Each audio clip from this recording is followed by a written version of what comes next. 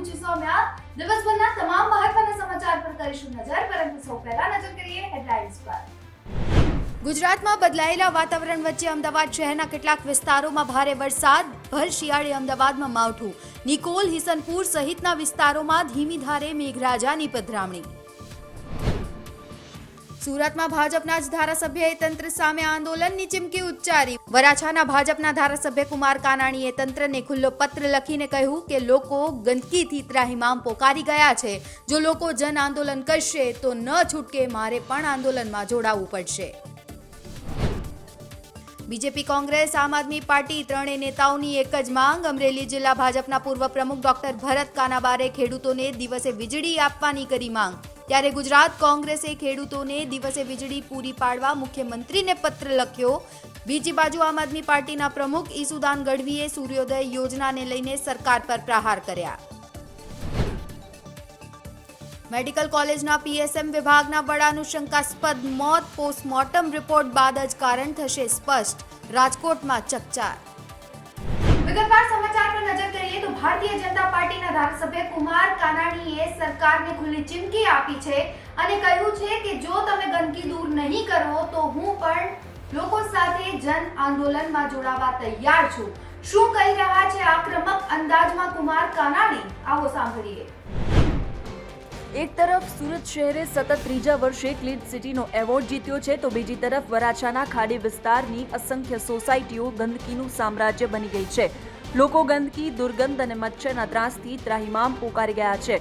વર્ષોથી અનેક રજૂઆત કરવા છતાં તેમની સમસ્યાઓનું કોઈ નિવારણ નથી આવ્યું, જેથી સ્થાનિકો દ્વારા વરાછાના ભાજપના ધારાસભ્ય કુમાર કાનાણીને રજૂઆત કરવામાં આવતા કુમાર કાનાણીએ પ્રશાસનને ખુલ્લો પત્ર લખી આંદોલનની ચીમકી આપી છે.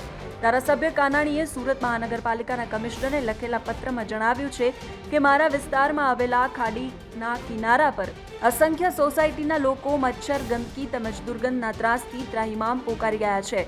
વર્ષોથી આ પ્રશ્ન બાબતે વારંવાર રજૂઆતો કરવા છતાં પણ વહીવટી પ્રશાસન દ્વારા કોઈ કામગીરીનો રિપોર્ટ પણ આપવામાં નથી આવતો. સાથે તેમણે પત્રમાં લખ્યું છે કે કામની સમીક્ષા પણ નથી કરાતી અને મને પણ ફોન પર ફક્ત જવાબ આપી દેવામાં આવે છે કે કામ ચાલુ છે, થઈ જશે, પણ કામ નથી થતું. લોકો કંટાળી ગયા છે. અસંખ્ય સોસાયટીના લોકો દ્વારા મારી પાસે આવી આ પ્રશ્ન ઉકેલવાની રજૂઆત કરવામાં આવે છે. જો પ્રશ્નની ઉકેલાત નહીં થાય તો જન આંદોલન કરવાની ધમકી પણ આપી છે. તો આ પ્રશ્ન તાત્કાલિક હલ કરવા મારી માંગણી છે. ભાજપના ધારાસભ્યએ પ્રશાસન સામે આંદોલનની ચીમકી આપતા પત્રમાં લખ્યું છે કે જો લોકો જન આંદોલન કરશે તો ના છૂટકે, મારે પણ આ જન આંદોલનમાં જોડાવવું પડશે, તેની ખાસ નોંધ લેશો. હવે વિચારવા જેવી અને ચોંકાવનારી વાત અહીં એ પણ છે કે જો મનપાના અધિકારીઓ ધારાસભ્યને કે નેતાને પણ ન ગાંઠતા હોય, એ પણ સરકાર જેની છે એ નેતાને ન ગાંઠતા હોય, તો પછી સામાન્ય જનતા ગમે તેટલી રજૂઆતો કરે એનાથી શું ફેર પડે? એવું લાગી રહ્યું છે કે સરકારે જનતાને કરેલા વાયદાઓ માત્ર ચૂંટણી પૂરતા જ હોય છે કે તમે અમને મત આપો, અમે તમારા તમામ પ્રશ્નોનો ઉકેલ લાવીશું. પણ ચૂંટણી પૂર્ણ થયા પછી તો સરકારની નીતિ એવી હોય છે કે તમે કોણ અને અમે કોણ. મારા વિસ્તારની અંદર ખાડીનો ખૂબ મોટો પ્રશ્ન વર્ષોથી. એ ખાડીને કારણે અસંખ્ય સોસાયટીની અંદર ગંદકી, દુર્ગંધ અને મચ્છરોનો ખૂબ જ ત્રાસ છે, અસહ્ય ત્રાસ. એને હલ કરવા માટેના ઘણા બધા પ્રયાસો કર્યા છે, પ્રયત્ન કર્યા છે, ખૂબ રજૂઆતો પણ થઈ છે. પરંતુ આ પ્રશ્નનું કાયમી નિરાકરણ થતું નથી, જેને કારણે સોસાયટીના રહીશો દ્વારા એક મોરચા દ્વારા મને આવેદનપત્ર આપવામાં આવ્યું છે કે આ મચ્છરોના ત્રાસમાંથી જો અમને મુક્ત કરવામાં નહીં આવે તો ન છૂટકે અમારે જન આંદોલન કરવું પડશે. પ્રશ્ન ખૂબ જ લોકોનો વ્યાજબી છે અને એના કારણે મેં કમિશનરનું ધ્યાન પર મૂક્યું છે કે ભાઈ મારા વિસ્તારની અંદર જે સોસાયટીઓમાં ખાડીને કારણે મચ્છરોનો, ગંદકીનો અને દુર્ગંધનો જે અસહ્ય ત્રાસ છે એમાંથી લોકોને મુક્ત કરવામાં આવે. અને જો આ પ્રશ્ન હલ નહીં થાય તો લોકોએ જન આંદોલનની ચીમકી આપી છે. મારા વિસ્તારના લોકો જો જન આંદોલન કરે તો ન છૂટકે મારે એક પ્રતિનિધિ તરીકે આ વિસ્તારના ધારાસભ્ય તરીકે આમાં મારે જોડાવવું પડે ને એટલા માટે મેં કમિશનરના ધ્યાન પર મૂક્યું છે કે જો મારા વિસ્તારની અંદર ખાડીના કારણે મચ્છરોના ત્રાસને કારણે જો જન આંદોલન શરૂ થશે તો ન છૂટકે મારે આ આંદોલનમાં જોડાવવું પડશે. આ વાત મેં કમિશનરના પત્ર દ્વારા જાણ કરવામાં આવી. અહીં આપને એ પણ જણાવી દઈએ કે દેશના સૌથી સ્વચ્છ શહેરોના સર્વેમાં ગુજરાતમાંથી સુરતે બાજી મારી હતી. સુરત ફરી એકવાર ભારતમાં બીજા નંબરનું સ્વચ્છ શહેર તરીકે ઉભરી આવ્યું હતું. 40 લાખથી વધુની વસ્તી ધરાવતા સૌથી ક્લીન સિટીનો એવોર્ડ સતત ત્રીજા વર્ષે સુરતે જીત્યો હતો. ઓક્ટોબર 2022માં કેન્દ્ર સરકારના સ્વચ્છતા સર્વેક્ષણ 2022નું પરિણામ જાહેર કરવામાં આવ્યું હતું. દેશના નંબર 1 ક્લીન સિટી બનવા માટે સુરત શહેરના પ્રશાસને ખૂબ મહેનત કરી હતી. એથી આ વખતે સુરત શહેરે ઇન્દોરને પણ પછાડી દીધું અને દેશનું નંબર 1 ક્લીન સિટી બનશે એવી આશા હતી, પરંતુ નિરાશા મળી છે. આ વખતે ફરી એકવાર મધ્યપ્રદેશના ઇન્દોર શહેરે દેશના નંબર 1 સ્વચ્છ શહેર તરીકે બાજી મારી લીધી છે. પરંતુ હવે લોકોની સમસ્યાઓ સુરતની અંદર જે રીતે ગંદકીની જેમ ઉભરીને આવી રહી છે, લાગે છે કે સરકારને જનતાના કામો કરવામાં કોઈ રસ છે જ નહીં. સુરતથી સંજયસિંહ રાઠોડના ઇનપુટ સાથે ગુજરાત તકનો અહેવાલ. છેલ્લા કેટલાય દિવસોથી અદાણી ગ્રુપ ચર્ચાનો કેન્દ્ર બન્યો છે. જ્યારથી હિન્ડનબર્ગનો રિપોર્ટ સામે આવ્યો છે ત્યારથી સતત અદાણી ગ્રુપના શેરમાં ઘટાડો જોવા મળી રહ્યો છે. ત્યારે આના પાછળ કયા વ્યક્તિ જવાબદાર છે, આવો જાણીએ.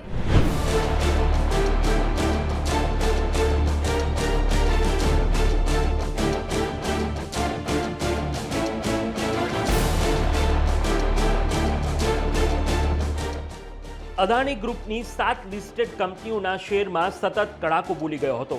મહત્વનું છે કે નાથન એન્ડરસનની ફર્મ હિન્ડનબર્ગના એક રિપોર્ટે અદાણી ગ્રુપની તકલીફમાં વધારો કર્યો, જેમાં અદાણી ગ્રુપને 50 બિલિયનનો ઝટકો આપ્યો છે. હિન્ડનબર્ગના આ રિપોર્ટમાં તેને જણાવ્યું હતું કે તેણે ગ્રુપની અમુક સિક્યુરિટીઝમાં વેચાણની પોઝિશન લીધી છે, જે પછી કંપનીના સ્ટોકમાં કડાકો બોલી ગયો હતો.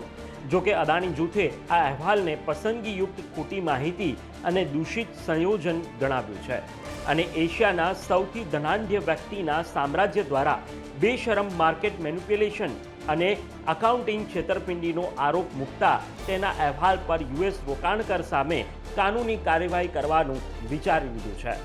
ખાસ વાત તો એ છે કે શુક્રવારે અદાણી ટ્રાન્સમિશનના શેરમાં 19% વધુ ઘટાડો થયો અને અદાણી ટોટલ ગેસના શેરમાં 19.1% ઘટાડો થયો. આ માર્ચ 2020ના મધ્ય પછી કંપનીના સ્ટોક્સમાં સૌથી મોટો દૈનિક ઘટાડો હતો. જ્યારે અદાણી ગ્રીન એનર્જી લગભગ 16% કડાકો બોલી ગયો, તો અદાણી પાવરના સ્ટોકમાં પણ 5% ઘટાડો નોંધાયો. અદાણી પોર્ટ્સના સ્ટોક 4% અને અદાણી એન્ટરપ્રાઇઝમાં પણ 4% કડાકો બોલી ગયો છે. હિન્ડનબર્ગ રિસર્ચના રિપોર્ટ પર અદાણી ગ્રુપના ગ્રુપ CFO જુગશિન્દર સિંઘે તેમના પ્રતિભાવમાં જણાવ્યું હતું કે હિન્ડનબર્ગ રિસર્ચના પ્રકાશિત અહેવાલથી અમે આશ્ચર્યચકિત છીએ, કારણ કે તેમને અમારો સંપર્ક કર્યા વિના જ સાચા તથ્યોની ચકાસણી કર્યા વિના અહેવાલ પ્રકાશિત કર્યો છે. અદાણી ગ્રુપે જણાવ્યું હતું કે અહેવાલ ખોટી માહિતી, પાયાવિહોણા અને બદનક્ષીભર્યા આરોપોનું દૂષિત મિશ્રણ છે. આ સાથે તેમણે કહ્યું કે રિપોર્ટ અદાણી એન્ટરપ્રાઇઝના FPOને નુકસાન પહોંચાડવાના ઈરાદાથી લાવવામાં આવ્યો છે, કારણ કે હિન્ડનબર્ગ રિસર્ચનો આ રિપોર્ટ એવા સમયે આવ્યો છે જ્યારે અદાણી એન્ટરપ્રાઇઝની ₹20,000 કરોડની ફોલો ઓન પબ્લિક ઓફર આવી રહી છે. 2017માં નાથન એન્ડરસને ફર્મ હિન્ડનબર્ગની શરૂઆત કરી હતી, જેને શરૂ કરવાનું મુખ્ય ઉદ્દેશ્ય માનવ નિર્મિત આપદાઓ અને નાણાકીય ગડબડીની તપાસ કરવાનું છે. જો કે આ બધા જ વચ્ચે જ્યારે આટલા મોટા પ્રમાણમાં ગૌતમ અદાણી અને તેમની ગ્રુપ ઓફ કંપનીઝને નુકસાન પહોંચ્યું છે, ત્યારે જોવું રહ્યું કે આગામી દિવસોમાં કઈ પ્રકારે બજારની અંદર સ્થિતિ બને છે. હવે અદાણી ગ્રુપમાં રોકાણ કરનારા વ્યક્તિઓ શું કહી રહ્યા છે એ પણ સાંભળી લઈએ. મારું નામ અમૃતલાલ છે. અમૃતલાલ, શું કહેશો? શેર બજારમાં રોકાણ કરો છો ખરા? હા, રોકાણ કરું છું. કરો છો રોકાણ? મેં ઓલરેડી અદાણી પાવર લીધા હતા ઓલરેડી 350 મેં, અને અત્યારે બહુ ઘટી ગયો છે અને બહુ નુકસાન છે. અત્યારે 2000 શેર લીધા હતા બહુ નુકસાન છે અત્યારે.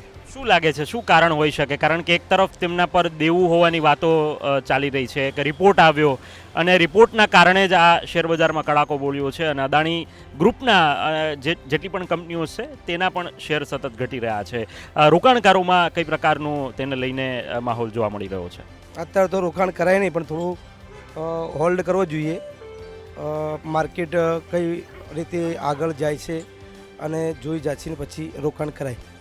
આમ તમે અહીંયા ચા બનાવતા હોવ છો અને ચાના ગલ્લે મહદઅંશે આ બધા મુદ્દાઓની ચર્ચા થતી હોય, શું લાગે છે અહીંયા જે લોકો ચા પીવા આવતા હોય એમાં શું આ મુદ્દાની ચર્ચા થતી હોય છે ખરા? થાય છે, બધે થાય છે. ચા અહીંયા શેર બજાર पे चर्चा होती है, जैसे चाय पे चर्चा होती है शेयर बाजार पे चर्चा होती है. તમને શું લાગે છે, અંગત શું માનવું છે? ખાલી અદાણી કંપનીનું જ માનીએ તો જે પ્રકારે એની અંદર આ ઘટાડો જોવા મળી રહ્યો છે, આગામી દિવસોમાં રોકાણ કરો તેનાથી નારાજ થઈ અને બીજી કંપનીઓ ઉપર ડાયવર્ટ થાય એવું લાગે છે ખરા આપને? અત્યારે તો કશું ખબર પડતી નથી, પણ હજી તો જોઈએ કે માર્કેટ કઈ બાજુ સ્ક્રિપ્ટ લે છે, શું થાય છે એ જોયા પછી ખબર પડશે. આગળ વાત નર્મદાની. આજ રોજ નર્મદા જયંતી છે અને નર્મદા મૈયાને આશરે 1100 ફૂટ લાંબી સાડી અર્પણ કરવામાં આવી છે. ત્યારબાદ નર્મદા મૈયાનું ખાસ પૂજન પણ કરવામાં આવ્યું છે.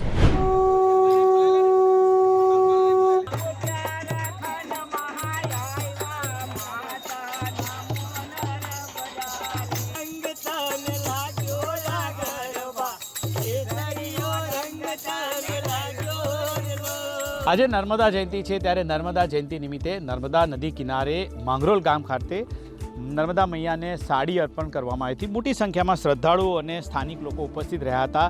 ખાસ કરીને નર્મદાનું મહત્ત્વ એટલા માટે વધારે છે કે નર્મદા નદી જીવદાયી છે અને ખાસ કરીને ગુજરાત માટે તો ખૂબ મહત્ત્વની છે, કારણ કે નર્મદાનો જળ કેવડિયાથી કચ્છ સુધી પહોંચ્યું છે. ત્યારે આપણી સાથે અહીંના સદાનંદ મહારાજ છે, એમને જ પૂછીશું. સદાનંદ મહારાજ, આજે માતાજીને કેટલી લાંબી સાડી અર્પણ કરવામાં આવી છે?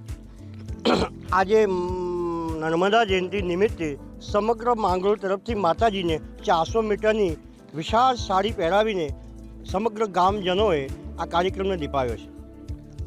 ખાસ કરીને આ જે કાર્યક્રમ આ કિનારે રાખવાનું શું કારણ છે, ખાસ શું છે? કે એકમાત્ર નર્મદા અહીં ઉત્તરવાહિની છે, અહીં પ્રાચીન મંદિરો આવેલા છે, જેથી માંગરોળનું ઉત્તરવાહી પરિક્રમાને લીધે વધારે વિશેષ મહત્ત્વ છે. ઉત્તરવાહીનું મહત્ત્વ છે. સ્થાનિક જે મહેશભાઈ છે તેઓની સાથે જ વાત કરીશું. મહેશભાઈ, ખાસ કરીને જે આપણું માંગરોળ ગામ છે, આયોજન આ કરવામાં આવે છે, શું કહેશો? કેવી રીતે આયોજન થાય છે અને ખાસ આ કિનારો પસંદ કરવામાં આવે છે, કેવી રીતે કરવામાં આવે છે? આ કિનારો પસંદ કરવાનું મુખ્ય કારણ એક જ છે કે સમગ્ર દુનિયાની અંદર ફક્ત નર્મદા નદીનું જ પરિક્રમા થાય છે. જે લોકો આખી પરિક્રમા નથી કરી શકતા એ લોકો રામપરાથી કે તિલકવાડા સુધી જે ઉત્તરવાહિની નર્મદા છે એની પરિક્રમા કરે છે અને આ નર્મદા નદીનો ઉત્તરવાહિનીનો પવિત્ર કિનારો છે, એટલા માટે આ કિનારે અહીંયા પસંદ કરવામાં આવેલો છે. નર્મદા કિનારો આજે પસંદ કરવામાં આવે છે, લોકોમાં કેવો ઉત્સાહ હતો? સાધુ સંતોથી લઈને સ્થાનિક ગ્રામજનોમાં કેવો ઉત્સાહ છે? આજે ખૂબ જ ઉત્સાહ છે અને આ નિમિત્તે અહીંયાના ગ્રામજનો, અહીંયાની જે શૈક્ષણિક સંસ્થાઓ સમગ્ર અહીંયા જોડાયેલા છે અને 800થી 1000 વિદ્યાર્થીઓ સાથે અહીંયા આવેલા છે અને સૌનું ભોજન અને નર્મદા આરતી કરી અને અહીંયા વિસર્જન કરીએ છીએ. તો તમે જોયું કે ભોજનથી લઈને તમામ કાર્યક્રમ રાખે છે. અન્ય દૂરથી પણ અહીંયા શ્રદ્ધાળુ આવ્યા છે, એમની સાથે જ વાત કરીશું. जी आप बताएं, आप कहाँ से आए? मुंबई से आए हैं। मुंबई से आए। हाँ, नवी मुंबई अहिरोली।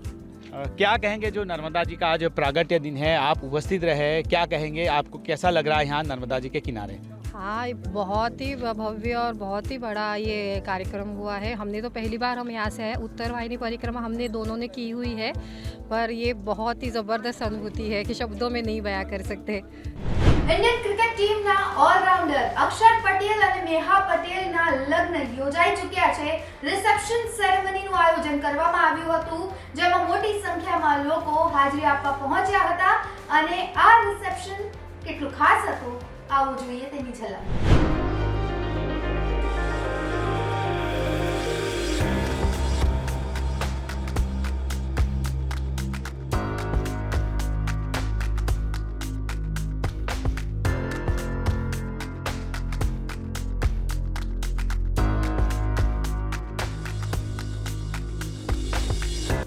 10 વર્ષથી એકબીજાને ઓળખતા હતા. લાંબા સમય સુધી ડેટ કર્યા બાદ જાન્યુઆરી 2022માં સગાઈ કરી અને વર્ષ 2023માં વસંત પંચમીના શુભ દિવસે લગ્ન ગ્રંથિથી જોડાયા ભારતીય ક્રિકેટર અક્ષર પટેલ અને મેહા પટેલ. અક્ષર પટેલે પોતાના બર્થડે પર 20મી જાન્યુઆરી 2022ના દિવસે પોતાની મંગેતર મેહાને પ્રપોઝ કર્યું હતું. 29 વર્ષીય અક્ષર પટેલે 1 વર્ષ પહેલા મેહા સાથે સગાઈ કરી અને ગઈકાલે નડિયાદના ઉત્તરસંડામાં આરાધ્ય પાર્ટી લોન્સમાં તેનું ગ્રાન્ડ રિસેપ્શન યોજાયું હતું. આ ગ્રાન્ડ રિસેપ્શનની થીમ હતી એન્ચાર્ટેડ ગાર્ડન, એટલે કે તમામ પ્રકારે ગાર્ડન જેવી ફિલિંગ આવે એ પ્રમાણે ડેકોરેશન કરવામાં આવ્યું હતું. સાથે જ બાહુબલી બોટમાં અક્ષર પટેલ અને મેહા પટેલે લીધી ગ્રાન્ડ એન્ટ્રી. અંદાજે 2000થી 2500 લોકોને આ રિસેપ્શનમાં આમંત્રણ આપવામાં આવ્યું હતું. સાથે જ ઇન્ડિયન, ઇટાલિયન, મેક્સિકન, થાઈ, કોન્ટિનેન્ટલ, ચાઇનીઝ, ગુજરાતી આ તમામ પ્રકારની વેજીટેરિયન વાનગીઓ પણ રિસેપ્શનમાં આવેલા મહેમાનોને પીરસવામાં આવી હતી. નડિયાદથી હેતાલી શાહનો અહેવાલ, ગુજરાત તક. બુલેટિનમાં આગળ વાત કરીએ વાતાવરણના પલટા વિશે. તો દિવસે ને દિવસે વાતાવરણમાં પલટો જોવા મળી રહ્યો છે અને કેટલીક જગ્યાએ તો વરસાદ પણ પડી રહ્યો છે. કમોસમી વરસાદ પડવાના કારણે ખેડૂતોમાં પણ ચિંતાનું મોજું ફરી ઉઠ્યું છે, જ્યારે બીજી બાજુ અમુક જગ્યાએ ઠંડીનો કહેર પણ જોવા મળી રહ્યું છે.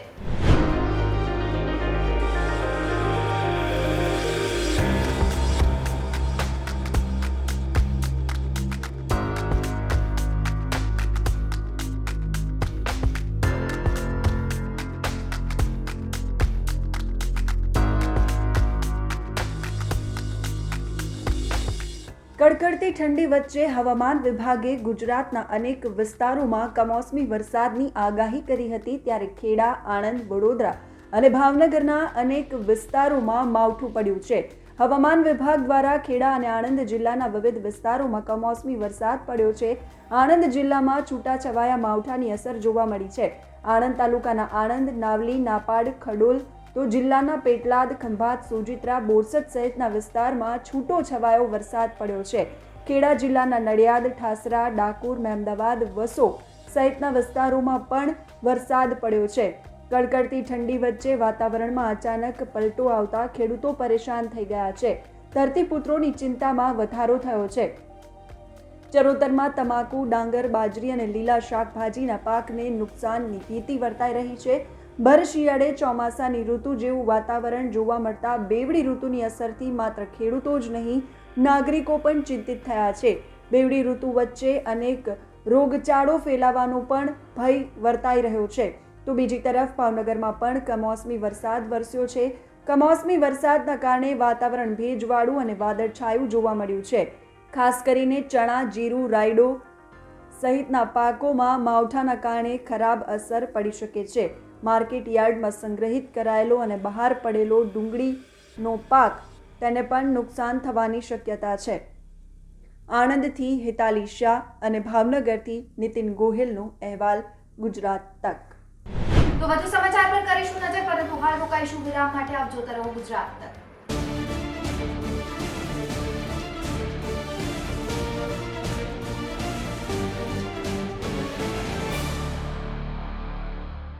गुजरात में गपशप गोपी साथ कि भूपेंद्र नरेंद्र का रिकॉर्ड तोड़े. નમસ્કાર, આપ જોઈ રહ્યા છો ગુજરાત તક. ગુજરાત કોનું? बीजेपी, मोदीजी, भाजपा, नरेंद्र मोदी. હું કાલે બીજેપીના કાર્યાલય ઉપર હતો અને લોગ ત્યાં ગુજરાત તકની વાત કરતા હતા. पेट्रोल और डीजल को आप लेकर आइए. પણ જો આ બેરોજગારીને ઘટાડવી હોય તો શાયદ સરકાર બદલવી પડે, મારા મત મુજબ. ભાજપનો ખંભાત બેઠક જે છે ગઢ ગણાય છે, પણ આ વખતે એ ગઢમાં કોંગ્રેસ ગાબડું પાડી શકે. સત્તાનું સુકાન કોના સર જશે એનો ફેસલો બસ થોડાક જ ક્ષણોમાં થઈ જશે. અને સ્થાનિક જે ભાજપના જ આગેવાનો કહેવાય છે એ તેમના જ ઉમેદવારને હરાવવામાં પડ્યા હતા. સટીક જાણકારી આપ ગુજરાત તક પર જોઈ શકો છો. ગુજરાતનો કયો યુવાન ભારતીય જનતા પાર્ટીની છેલ્લી 5 વર્ષની સરકારથી ખુશ છે?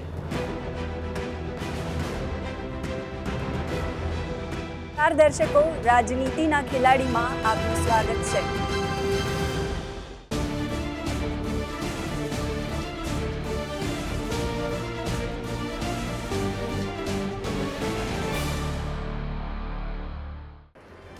સર્વે મૂડ ઓફ નેશન જેમાં કોંગ્રેસને લઈને અનેક વિગતો સામે આવી રહી છે જે ખૂબ જ ચોંકાવનારી છે. શું છે આખી વિગતો, આવો જાણીએ આ રિપોર્ટમાં.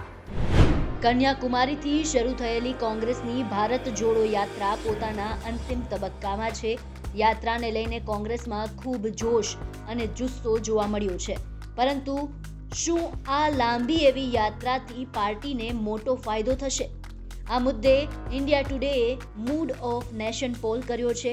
શું કહે છે તેના આંકડા તે અમે આપને આ રિપોર્ટમાં જણાવવા જઈ રહ્યા છીએ. ઇન્ડિયા ટુડેના મૂડ ઓફ ધ નેશનના હિસાબે જો આજે ચૂંટણી થઈ તો ભાજપ એકલા જ પોતાના દમ પર 284 બેઠક જીતી શકે છે, જ્યારે કોંગ્રેસને 68 બેઠક મળી શકે છે અને અન્યના ખાતામાં 191 બેઠક જતી દેખાઈ રહી છે. મતલબ કે આ કોંગ્રેસ માટે એક ઝટકા સમાન સંકેત છે. ઇન્ડિયા ટુડેના સર્વે મુજબ આ યાત્રાને લઈને 29% લોકોએ કહ્યું કે લોકોને સાથે જોડવા અને જોડાવવા માટે પાર્ટીની તરફથી કરાયેલો એક સારો અભ્યાસ છે, જ્યારે 36.8% લોકોએ કહ્યું કે તેનાથી કોંગ્રેસને લઈને ચર્ચાઓ વધી છે, પરંતુ પાર્ટીની પાસે ચૂંટણી જીતવા માટે સંગઠનાત્મક શક્તિ અને નેતૃત્વ નથી. 13.1% લોકોએ કહ્યું કે રાહુલ ગાંધી માટે આ રીબ્રાન્ડિંગની કવાયત છે. 9.2% લોકોએ કહ્યું કે તેનાથી પાર્ટીને કોઈ ફરક નહીં પડે, જ્યારે 4.2% લોકોએ કહ્યું કે એક સારી અને મોટી કોશિશ છે, અમે વ્યક્તિગત રૂપથી આ યાત્રામાં સામેલ થવા માંગીએ છીએ.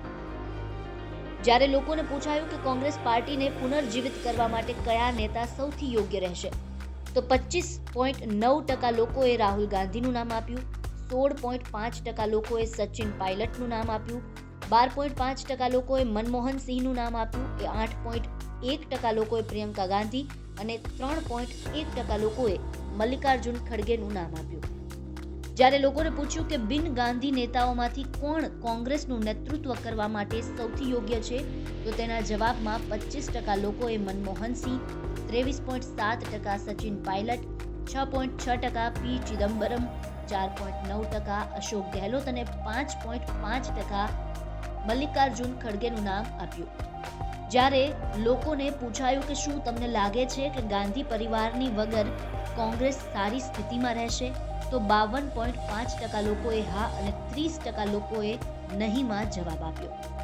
સાથે જ્યારે એવું પૂછાયું કે શું તમને લાગે છે કે મલ્લિકાર્જુન ખડગે કોંગ્રેસનું નેતૃત્વ કરવા માટે યોગ્ય વ્યક્તિ છે, તો 29.9% લોકોએ હામાં જવાબ આપ્યો, જ્યારે 23.8% લોકોએ નામાં જવાબ આપ્યો અને શશી થરૂરનું નામ લીધું, જ્યારે 11.7% લોકોએ નામાં જવાબ આપ્યો અને ગાંધી પરિવારના સભ્યને વધુ સારા કહ્યા અને 17.5% લોકોએ નામાં જવાબ આપતા યુવાનોને તક આપવાની વાત કરી.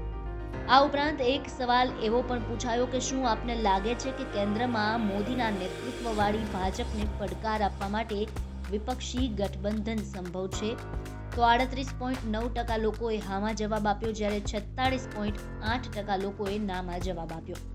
જ્યારે લોકોને એવો સવાલ પૂછાયો કે વિપક્ષી ગઠબંધનનું નેતૃત્વ કરવા માટે હાજર વિપક્ષી નેતાઓમાંથી કોણ સૌથી યોગ્ય છે, તો 24.8% લોકોએ અરવિંદ કેજરીવાલનું નામ લીધું, 20.4% લોકોએ મમતા બેનર્જી, 13.3% લોકોએ રાહુલ ગાંધી, 5.3% લોકોએ નવીન પટનાયક અને 3.3% લોકોએ શરદ પવારનું નામ લીધું.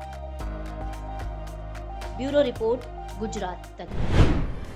બુલેટિનમાં આગળ વાત કરીએ તો ગોધરા કાંડ પર બનેલી બીબીસીની ડોક્યુમેન્ટરીનો વિવાદ થંભવાનું નામ નથી લઈ રહ્યો. એવામાં અમદાવાદની જનતા શું વિચારી રહી છે આ ડોક્યુમેન્ટરીને લઈને, આવો જાણીએ. ગુજરાત રમખાણો પર બનેલી બીબીસીની ડોક્યુમેન્ટરીનો વિવાદ હવે દિવસે ને દિવસે ઉગ્ર થતો જઈ રહ્યો છે.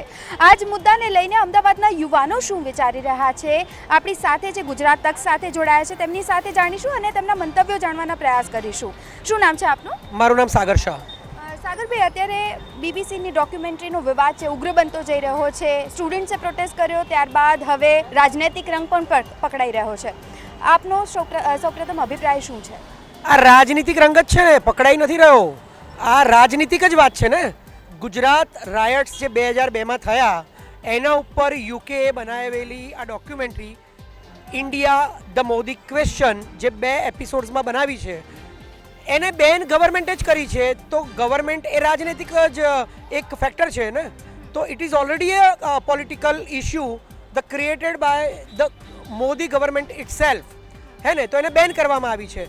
તો ઓબ્વિયસલી તમે ગવર્મેન્ટ થઈને તમારી ઉપર જ્યારે પ્રશ્નો ઉઠે છે અને તમે એને બેન કરો છો તો એ પોલિટિકલ જ થઈ જવાનું છે ને, તો એમાં રંગ પકડવાનો વાત નથી. આ ગવર્મેન્ટે જ રંગ પકડાઈ દીધો છે, તો તમે બેન શું કામ કરો છો? આ તો ડેમોક્રેસી છે, લોકશાહી છે. 1947માં જ્યારે આપણને આઝાદી મળી ત્યારે આપણા જે નેતાઓ હતા, રાષ્ટ્રપિતા મહાત્મા ગાંધી, જવાહરલાલ નહેરુ, ડૉક્ટર બાબા સાહેબ આંબેડકર, સુભાષચંદ્ર બોઝ, આ બધાએ પોતપોતાના યોગદાનો આપ્યા, ભારત દેશને આઝાદી અપાવી. ત્યારથી આપણો દેશ આઝાદ છે, ડેમોક્રેસી છે.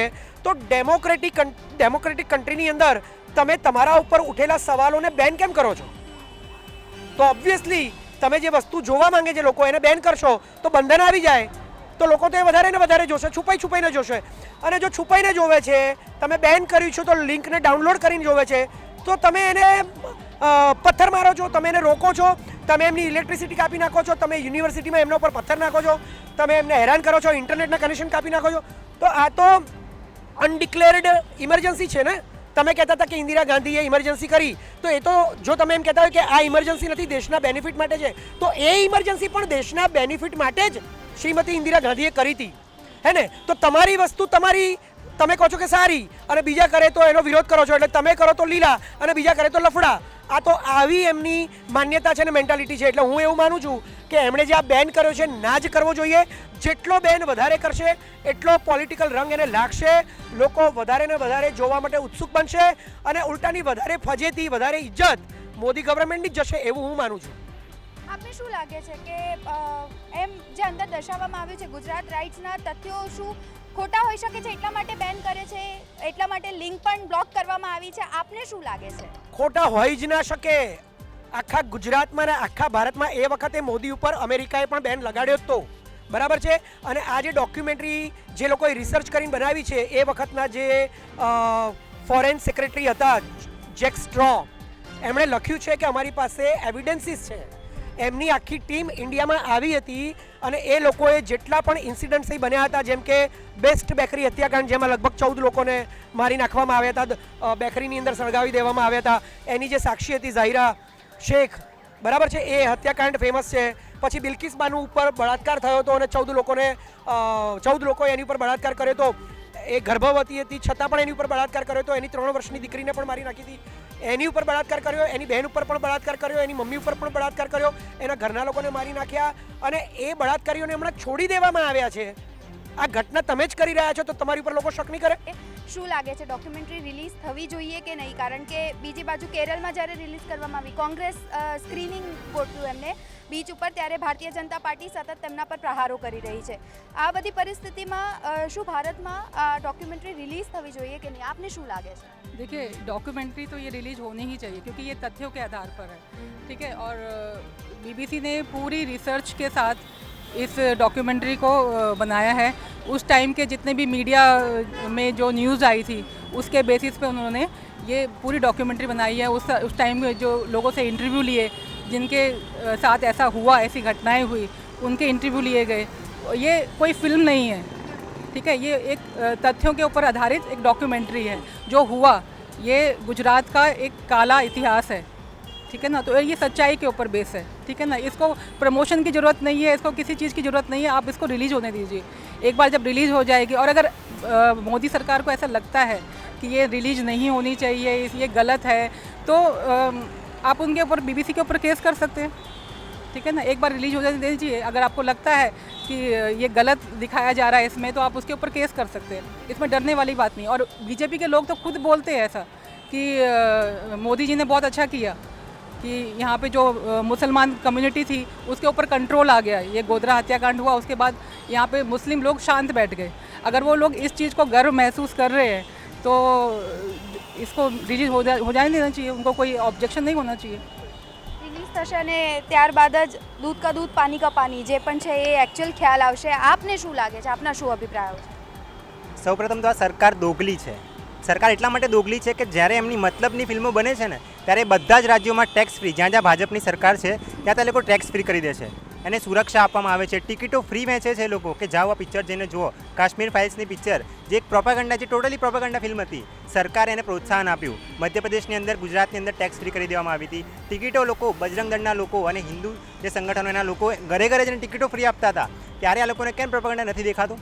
અને બીજી વાત કે આ ડોક્યુમેન્ટરી જે બની છે એ એટલા માટે બની છે કારણ કે ત્યારે જે રિસર્ચ થઈ ત્યારે યુકેની અંદર જે ગુજરાતના લોકો વસતા હતા એમાં ગુજરાતીઓ પણ હતા, ન માત્ર મુસલમાનો પણ હિન્દુઓ પણ, કે આ જે હત્યાકાંડની પાછળ જે સત્ય છે એ સત્ય બહાર આવવું જોઈએ અને એટલા માટે એમણે રિસર્ચ કરી હતી અને આ તથ્યોના આધાર પર બનાવી છે આ ડોક્યુમેન્ટરી. તો ડોક્યુમેન્ટરી તો આખો દેશ જોવા માંગે છે આજે. સમાચારોમાં અત્યારે બસ આટલું જ. ગુજરાતના તમામ મહત્વના સમાચાર જોવા માટે આપ જોતા રહો ગુજરાત તક. નમસ્કાર.